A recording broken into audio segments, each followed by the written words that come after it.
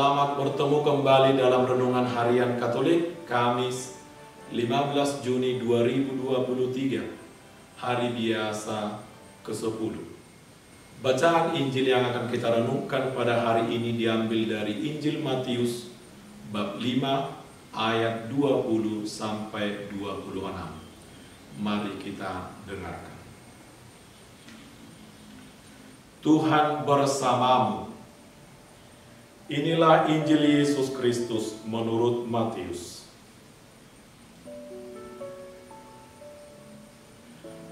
Maka aku berkata kepadamu, jika hidup keagamaanmu tidak lebih benar daripada hidup keagamaan ahli-ahli Taurat dan orang-orang Farisi, sesungguhnya kamu tidak akan masuk ke dalam kerajaan surga. Kamu telah mendengar yang difirmankan kepada nenek moyang kita, jangan membunuh. Siapa yang membunuh harus dihukum. Tetapi aku berkata kepadamu, setiap orang yang marah terhadap saudaranya harus dihukum. Siapa yang berkata kepada saudaranya kafir, harus dihadapkan ke mahkamah agama. Dan siapa yang berkata jahil, harus diserahkan ke dalam neraka yang menyala-nyala. Sebab itu jika engkau mempersembahkan persembahanmu di atas mezbah, dan engkau teringat akan sesuatu yang ada dalam hati saudaramu terhadap engkau, tinggalkanlah persembahanmu di depan mezbah itu, dan pergilah berdamai dahulu dengan saudaramu, lalu kembali untuk mempersembahkan persembahanmu itu. Segeralah berdamai dengan lawanmu selama engkau bersama-sama dengan dia di tengah jalan, supaya lawanmu itu jangan menyerahkan engkau kepada hakim, dan hakim itu menyerahkan engkau kepada pembantunya, dan engkau dilemparkan ke dalam penjara. Aku berkata kepadamu, sesungguhnya engkau tidak akan keluar dari sana sebelum engkau membayar hutangmu sampai lunas. Demikianlah sabda Tuhan. Terpujilah Kristus. Bapak, Ibu, dan saudara-saudari terkasih, Yesus berkata kepada para muridnya, jika hidup keagamaanmu tidak lebih benar daripada hidup keagamaan ahli-ahli Taurat dan orang-orang Farisi, sesungguhnya kamu tidak akan masuk ke dalam kerajaan surga. Yesus meminta para muridnya agar hidup keagamaan mereka lebih hebat, lebih baik daripada hidup keagamaan orang-orang Farisi dan ahli-ahli Taurat, agar kelak para murid itu bisa masuk dalam kerajaan surga. Agar kita bisa mengerti apa harapan Yesus pada para muridnya, pada kita semua yang mendengarkan Injilnya, kita tentu harus memahami siapa ahli-ahli Taurat dan orang-orang Farisi. Ahli Taurat adalah golongan orang-orang yang mempunyai keahlian dalam hukum Taurat, dan karena itu mereka disebut ahli Taurat, dan mereka menerangkan makna hukum Taurat dalam kehidupan umat Israel. Ahli Taurat juga adalah orang-orang yang bertugas mempelajari dan menafsirkan hukum Taurat secara teliti. Mereka mengajarkan hukum Taurat kepada anak-anak dan segenap kaum Israel, agar mereka senantiasa hidup dalam ketaatan penuh kepada hukum Taurat. Sementara golongan Farisi adalah orang-orang yang bertugas untuk menegakkan pelaksanaan syariat hukum Taurat. Orang-orang Farisi juga bertugas sebagai pengamat dan penegak hukum Taurat dalam kehidupan masyarakat. Mereka suka memperhatikan hal-hal yang sangat kecil, sehingga kesalahan sekecil apapun harus dihukum sesuai dengan hukum Taurat.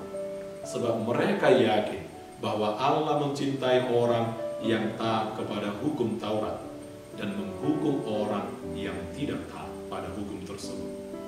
Bapak, Ibu, dan saudara-saudari terkasih, melihat fungsi dan tugas mereka dalam masyarakat Israel, jelas bahwa kedudukan para ahli Taurat dan orang-orang Farisi begitu penting dan terhormat. Mereka disegani dan seringkali juga ditakuti. mereka dianggap sebagai orang-orang yang bersih dan taat sepenuhnya kepada hukum Taurat. Namun, apa yang tampaknya bagus di luar, ternyata tidak demikian di dalam. Tuhan Yesus menyebut mereka sebagai orang-orang yang munafik dan tidak punya belas kasihan. Kepada orang lain, mereka mengenakan penghakiman yang begitu ketat, sedangkan mereka sendiri berbuat dosa dan tidak menerima penghukuman. Ahli-ahli Taurat dan orang-orang Farisi selalu ingin dimuliakan, dihormati, dipuji, disegani, ditakuti. Mereka mengajarkan dan menegakkan Taurat, tetapi mereka tidak melaksanakannya.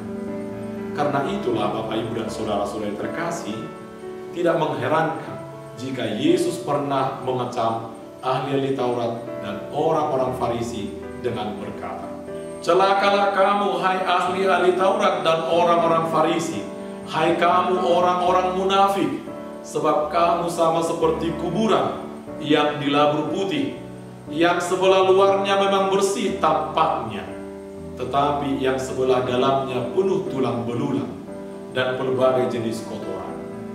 Demikian jugalah kamu di sebelah luar, kamu tampaknya benar di mata orang, tetapi di sebelah dalam kamu penuh kemunafikan dan kedurjanaan." Di mata Yesus, orang-orang Farisi dan ahli-ahli Taurat itu adalah orang-orang munafik, mengajarkan ajaran-ajaran yang baik sesuai dengan hukum Taurat, tetapi mereka sendiri tidak melaksanakannya. Mereka hanya mengawasi orang yang tidak melakukan hukum Taurat itu dan menghukum mereka. Pada hari ini, Tuhan berpesan kepada para muridnya dan kepada kita semua yang mendengarkan Injilnya hari ini. Jika hidup keagamaanmu tidak lebih benar daripada hidup keagamaan ahli-ahli Taurat dan orang-orang Farisi, sesungguhnya kamu tidak akan masuk ke dalam kerajaan surga. Itu artinya kita tidak hanya manis di mulut saja, tetapi pahit dalam tindakan. Ada banyak orang yang hanya pintar ngomong, manis di mulut, atau pintar berbicara, tetapi tidak berbuat sama sekali. Tampilannya sok suci, tetapi tindakannya nol, menindas orang kecil, hina dan terpinggirkan. Tuhan Yesus meminta kita menjadi lebih hebat daripada ahli-ahli Taurat dan orang-orang Farisi.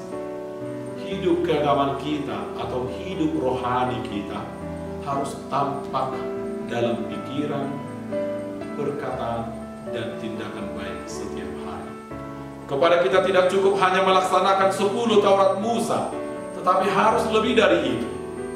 Kalau hukum Taurat mengatakan jangan membunuh, siapa yang membunuh harus dihukum.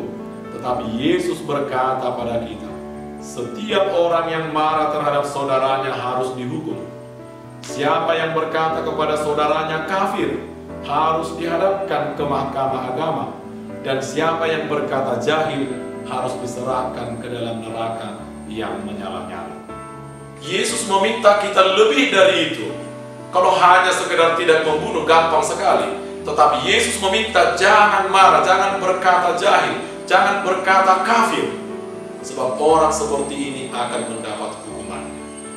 Dan kalau kita mau mempersembahkan persembahan, artinya ketika kita datang kepada Tuhan mempersembahkan persembahan kita, menghadap Tuhan, berdoa kepada Tuhan, dan kalau kita mengingat kesalahan dan perbuatan dalam hati saudara kita, kita harus kembali berdamai terlebih dahulu dengannya. Itu artinya hidup doa kita harus sesuai dengan hidup harian kita. Janganlah kiranya persembahan, doa-doa, dan hidup rohani kita seakan-akan menghalalkan segala tindakan kita yang tidak baik. Hidup rohani harus sejalan dengan hidup harian kita. Jika tidak demikian, kita tetap sama dengan ahli-ahli Taurat dan orang-orang Farisi yang hidup rohaninya tampak baik, saleh, kudus, tetapi tidak dalam tindakan. Maka Bapak, Ibu, dan saudara-saudara terkasih, kita harus lebih dari orang-orang Farisi. Hidup doa kita, kedekatan kita pada Tuhan harus tampak dalam hidup sehari-hari. Tidak hanya tampilan hebat, sok suci, ramah, rajin, tetapi tindakan-tindakan lain tidak dikehendaki oleh Allah. Semoga Tuhan